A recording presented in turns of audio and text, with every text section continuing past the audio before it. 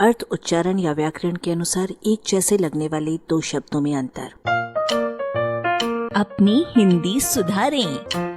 आयोजन और संयोजन। आयोजन और संयोजन इस शब्द युग्म के भीतर युज धातु है, जिसका अर्थ होता है जुड़ना, मिलना। इसी धातु से योग और योगी बने हैं।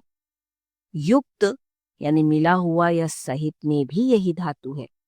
किसी विशेष कार्य को पूरा करने के लिए नियुक्त व्यक्तियों का मंडल या कमीशन आयोग होता है, और नियुक्त करने की क्रिया या शारीरिक मिलन की पुरातन प्रथा विशेष नियोग होता है।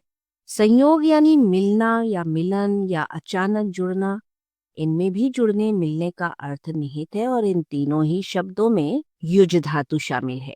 आयोजन, नियोजन और संयोजन में भी युज धातु है, और इन शब्दों के तुलनात्मक अर्थों के बारे में अब हम आपको बताते हैं। आयोजन का अर्थ होता है जोड़ना, पकड़ना, लगाना, कार्य में लगाना, सम्मिलित करना, प्रबंध या व्यवस्था करना, और अंत में उत्सव।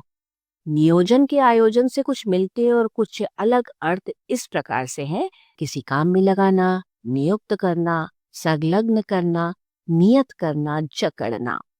अकेले नियोजन को आप प्रयोगानुसार नौकरी शब्द दे सकते हैं, पर परिवार नियोजन के नियोजन को कोई शब्द नहीं दे सकते प्लानिंग के अलावा। संयोजन बराबर संयोग करना है।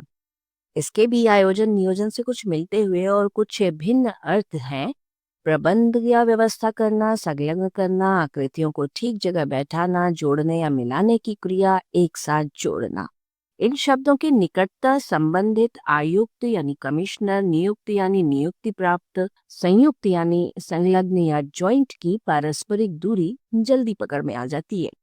इसी प्रकार आयोजक, नियोजक, संयोजक का अंतर जल्दी पकड़ में आ जाता है। आयोजक ऑर्गेनाइजर है, नियोजक एम्प्लॉयर है, और संयोजक कन्वीनर है।